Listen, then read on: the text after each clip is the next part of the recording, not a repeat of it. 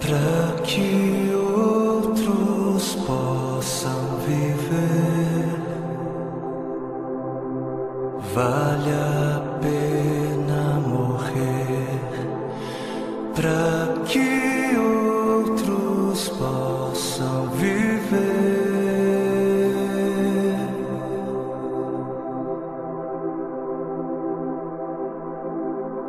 Para que outros possam sorrir.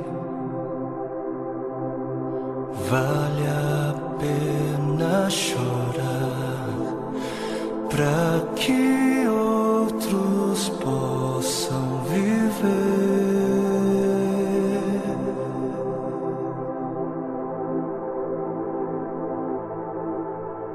Portanto, visto que temos este ministério pela misericórdia que nos foi dada, não desanimamos.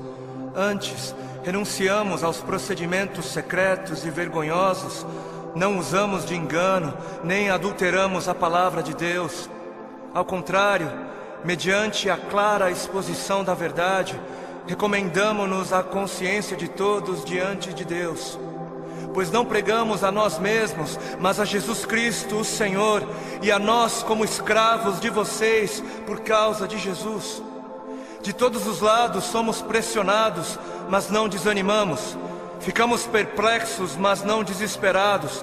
Somos perseguidos, mas não abandonados. Abatidos, mas não destruídos. Trazemos sempre em nosso corpo o morrer de Jesus, para que a vida de Jesus também seja revelada em nós. Pois nós que estamos vivos, somos sempre entregues à morte por amor a Jesus, para que a sua vida também se manifeste em nosso corpo, de modo que em nós atua a morte, mas em vocês a vida. Por isso não desanimamos, embora exteriormente estejamos a desgastar-nos, interiormente estamos sendo renovados dia após dia, pois os nossos sofrimentos leves e momentâneos estão produzindo para nós uma glória eterna que pesa mais do que todos eles. Assim, fixamos os olhos não naquilo que se vê, mas no que não se vê, pois o que se vê é transitório, é passageiro, mas o que não se vê é eterno. Para que outros possam viver, vale a pena morrer. E nas palavras de 2 Coríntios capítulo 4 que nós acabamos de ler, para que outros possam viver, não apenas vale a pena morrer, como deve-se morrer. Deve-se. Para que outros possam viver, deve-se. É necessário morrer. É necessário morrer para que haja vida. Trazendo sempre em nosso corpo o morrer de Jesus, para que a vida de Jesus também seja revelada em nosso corpo.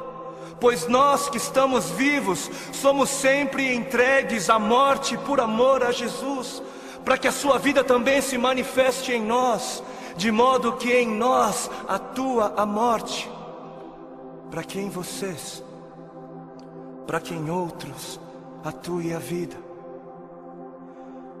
Assim como a semente que não morre não germina, assim como a semente que não morre é incapaz de gerar frutos, aquele que não morre é incapaz de gerar vida, é incapaz. Não fosse o sangue do Cordeiro, não fosse o sangue de todos os mártires que vieram antes de nós, não fossem aqueles que vivem como se não pertencessem a este mundo, não seríamos conhecedores das boas novas da vida, não seríamos. Mas se as coisas são assim, se isso é verdade, se isso reflete a realidade, se o Senhor teve toda a intenção de dizer exatamente o que Ele disse, por que é então que não morremos? Por que é então que o mundo está cansado de ver uma igreja que deveria carregar a mensagem da morte, mas não carrega? Não carrega. E não carrega porque ela mesma recusa-se a morrer. Se a ordem é essa, por que é então que não vemos mais vidas sendo geradas, nações sendo alcançadas em meio à voluntária entrega da vida por parte daqueles que se dizem cristãos? Por quê? Por quê? Porque existe algo de muito errado em nosso meio. Existe algo de muito errado em meio àquilo que chamamos de Evangelho do Reino de Deus. Evangelho do Reino de Deus, não o Evangelho do Reino dos homens para os homens, não o Evangelho do Reino desta terra para esta terra, não o Evangelho do seu reino para você mesmo, para o seu próprio benefício, mas o Evangelho do Reino de Deus para o benefício de Deus. E existe algo de muito errado porque estamos confundindo o Evangelho do Reino de Deus, que é para Deus, com outros evangelhos. E o povo, por falta de líderes que preguem o que o povo precisa ouvir e não o que o povo quer ouvir, o povo está adorando outros bezerros de ouro. E o grande bezerro de ouro dos nossos dias é a bênção. O grande bezerro de ouro dos nossos dias é a vitória, é a conquista, é o bezerro da prosperidade, é a saúde, é o meu bem-estar, é o meu conforto, é a minha necessidade, é o meu reino, é a minha vida. 7 passos para alcançar a bênção aqui, 40 dias de jejum da vitória ali, 12 maneiras para ser próspero um pouco mais adiante, e 318 formas para você fazer com que Deus faça aquilo que você quer que Ele faça. Não importa se Ele queira fazer ou não, porque afinal o modelo de Jesus, não seja feita a minha vontade, mas a sua, serve para Jesus, serve para o Filho de Deus, não serve para mim, não serve para a igreja. Quantos já foram a alguma campanha que dizia: campanha do negue-se a si mesmo, campanha dos 3 passos para morrer, ou a campanha das 7 maneiras de amar ao seu próximo como a si mesmo, campanha de 40 dias de jejum para que eu possa carregar a minha cruz? Não? Nunca foi? Por que não? Ora, porque não é isso que é importante. Não é isso. Porque o importante é eu ter o carro do ano. Porque o importante é eu ser abençoado.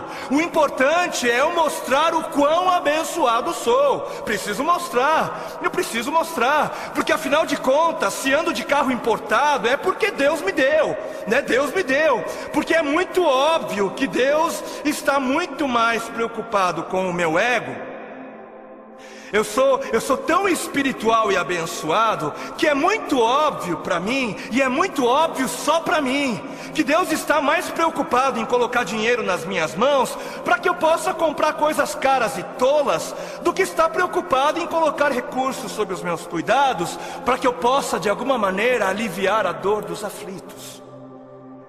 Porque Deus é tão bom para mim, Deus é tão sábio, Ele é tão misericordioso, que Ele prefere que eu compre para mim o meu 100º par de sapatos. Ele prefere, Ele prefere que eu faça isso mais do que prefere que eu compre algumas marmitas para dar de comer às crianças de rua. Porque o importante é eu encher o meu celeiro até onde der. O importante é o meu reino, é a minha justiça. Eu trabalhei, eu suei. Não foi Deus quem me deu, não foi Deus quem me abençoou, não foi eu quem ganhei.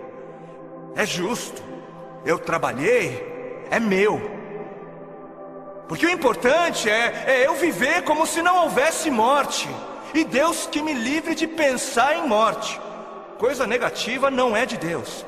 O importante é eu viver como se não houvesse morte, para que quando a minha hora chegar, eu venha morrer como alguém que nunca quis viver. Porque está escrito na palavra de Deus em Marcos, no capítulo 8 e Mateus 16. Então Jesus começou a ensinar-lhes que era necessário que o Filho do Homem sofresse muitas coisas e fosse rejeitado pelos líderes religiosos, pelos chefes dos sacerdotes e pelos mestres da lei, fosse morto e 3 dias depois ressuscitasse. Ele falou claramente a esse respeito. Então Pedro chamando-o à parte, começou a repreendê-lo. Vejam como desde o início a igreja se escandalizou com a mensagem da morte. Jesus, porém, voltou-se, olhou para os seus discípulos e repreendeu Pedro, dizendo: arreda, Satanás, você não pensa nas coisas de Deus, mas nas coisas dos homens. Você não está de olho no reino de Deus, mas está de olho no reino dos homens. Então ele chamou a multidão e os discípulos e disse: se alguém quer vir após mim, negue-se a si mesmo, tome a sua cruz e siga-me. Se quiser, se alguém quiser. Porquanto quem quiser salvar a sua vida, perdê-la-á, mas quem perder a vida por minha causa, achá-la-á. Pois o que aproveitará o homem se ganhar o mundo inteiro e perder a sua alma? Ou o que dará o homem em troca da sua alma? Porque o Filho do Homem, o Filho de Deus, há de vir na glória de seu Pai. Ele há de voltar com os seus anjos, e então retribuirá a cada um conforme as suas obras.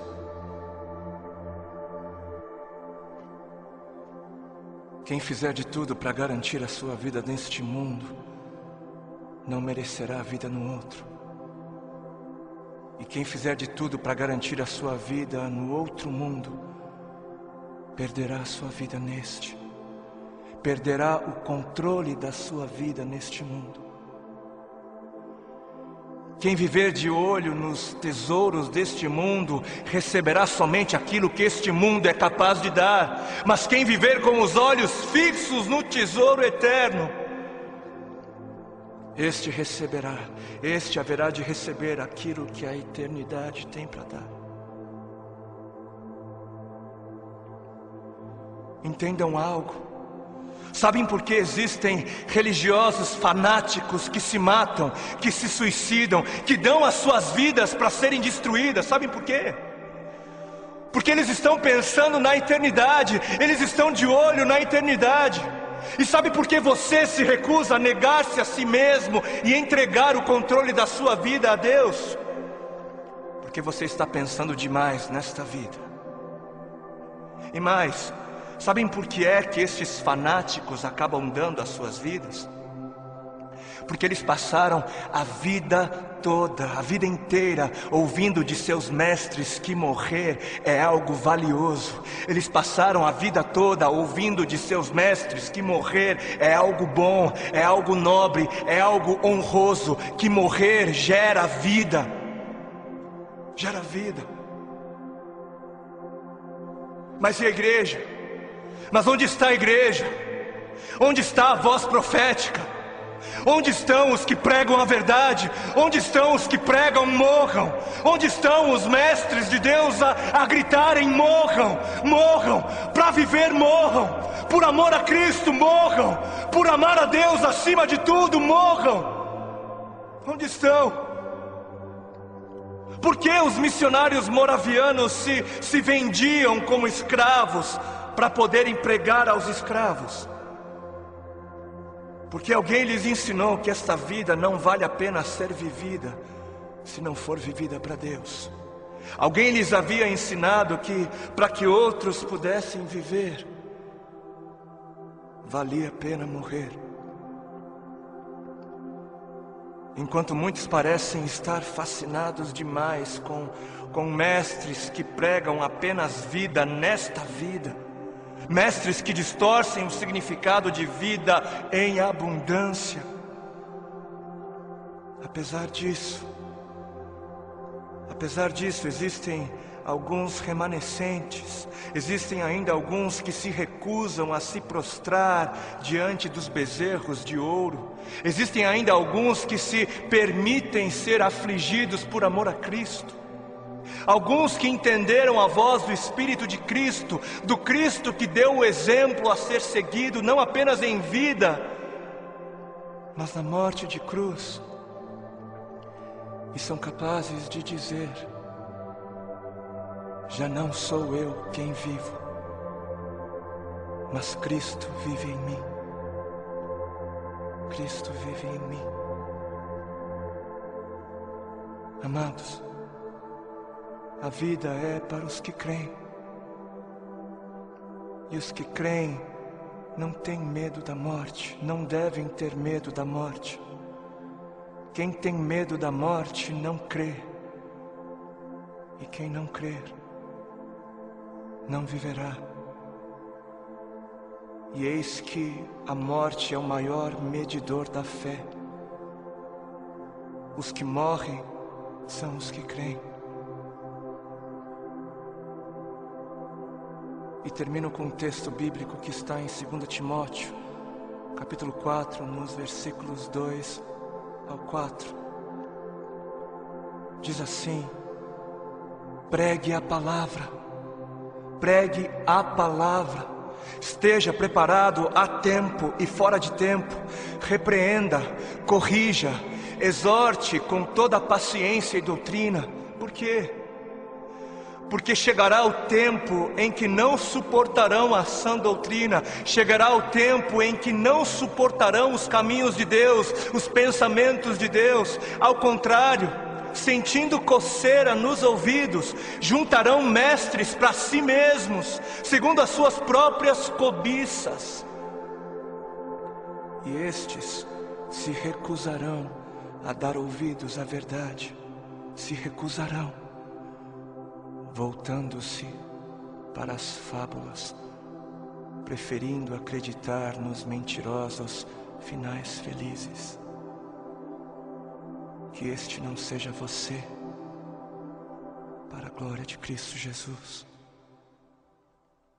Amém.